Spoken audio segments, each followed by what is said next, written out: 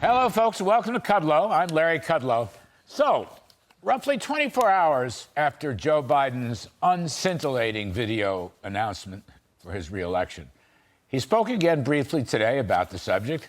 And after taking a few jabs at former President Trump as, quote, a danger to democracy, oh, by the way, Mr. Biden seemed to forget to mention his numerous family members' LLCs funded by Chinese and Ukrainian investors, and who knows who else. And I guess he forgot his Secretary of State, Antony Blinken, and his dirty tricks back in the 2020 election with the Intel Gang of 51. Remember that? But I digress. Anyway, President Biden did bring up the subject of his age today, which is going to be an issue in the presidential election. Here's what he said.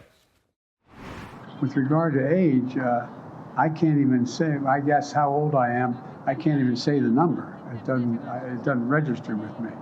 And but the only thing I can say is that one of the things that people are going to find out is they're going to see a race and they're going to judge whether or not I have it or don't have it. I respect them taking a hard look at it. I take a hard look at it as well. I took a hard look at it before I decided to run. And I feel good. All right. Now, I am glad Mr. Biden feels good, and I hope that feeling continues. But in fairness, there are a number of experts watching his behavior who believe he will not be capable of serving out a second term. Now, I wish no personal ill, period, full stop. Just saying, there's a lot of skepticism about Mr. Biden's staying power. So, I think it's important that the Republican candidate, whoever that may be, focus much more than would usually be the case on President Biden's vice president, Kamala Harris, his running mate, who would take over as president in the event something happened. Some people have gone as far as suggesting the GOP run against her rather than Biden. I don't agree with that, but I do believe she should be reintroduced to the public because she may, in fact, become the commander-in-chief. Now, her term as vice president has, to say the least, been rather undistinguished. She was appointed border czar. She was also put in charge of getting a universal mail-in voting rights bill passed in the Senate, among other assignments. I think it's fair to say these projects did not end successfully for her. In fact, we put together a small montage of Veep Harris's greatest hits. Take a look. So, I think it's very important for us at every moment in time, and certainly this one, to see the moment in time in which we exist and are present. So during Women's History Month, we celebrate and we honor the women who made history throughout history, who saw what could be unburdened by what had been. The significance of the passage of time. Right? The significance of the passage of time. So when you think about it, there is great significance to the passage of time. It is time for us to do what we have been doing, and that time is every day. At some point, we are going to the border. We've been to the border. So this whole thing about the border, we've been to the border. We've been to the border. You haven't been to the border.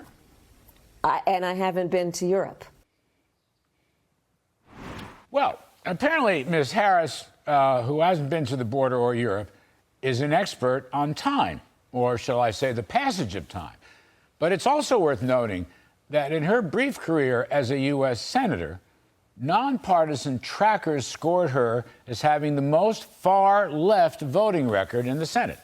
She served as a freshman senator from California, and in her fourth year was nominated as vice president. Some of her legislative efforts included nationalizing health care in support of Medicare for all. She proposed a 4% higher payroll tax for anybody earning $100,000 or more in order to pay for nationalized medicine. She wanted to reverse all of President Trump's tax cuts. She proposed a carbon tax. She also supported some kind of 100% tax on drug company profits. Also noteworthy, her campaign promoted a bail fund for rioters burning down some of the largest cities across our country in the summer of 2020. Now, we'll be speaking with Senator Ted Cruz in just a few moments about illuminating Kamala Harris's record and its unusual importance in the coming campaign. Now, One more note concerning Mr. Biden's re-election video and its political impact.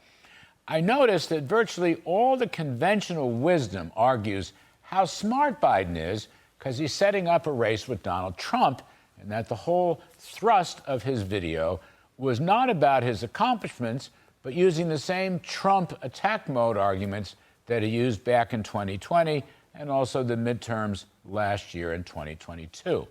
And the conventional wisdom, even among some conservative editorialists, is that absolutely Trump will be the easiest candidate for Biden to defeat. But some recent polls don't agree with this conventional wisdom, such as the well-regarded Harvard-Harris poll, which has Mr. Trump beating Biden by 5 points, 45-40.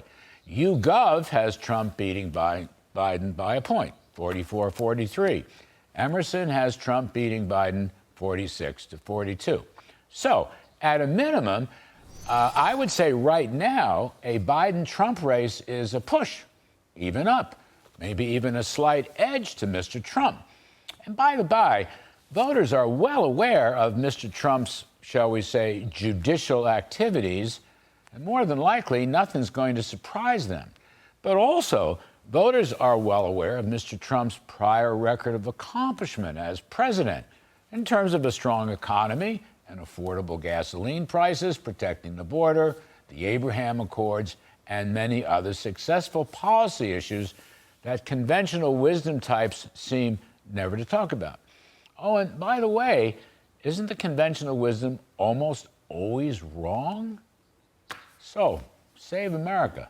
Retire Biden-Harris.